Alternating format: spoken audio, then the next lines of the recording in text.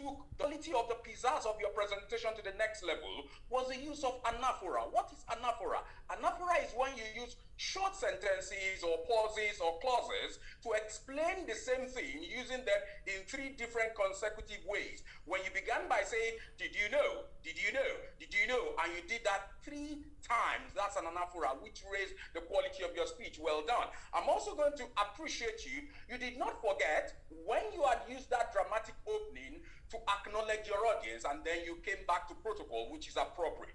Another literal device that embellished your presentation with a high degree of pizzazz is the use of pauses. Your words were measured.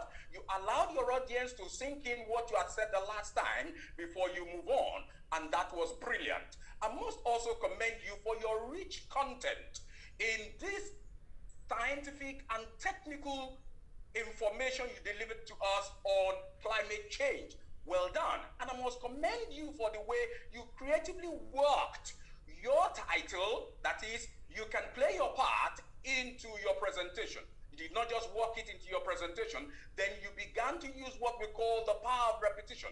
Repetition does two critical things to your speech. One, it means it is most important. Two, it enhances retention. When next you have opportunity to speak in a virtual space, Toastmaster Florence Obona, I want you to please pay attention to the following things, which can yet ratchet up the level of the pizzazz of the presentation.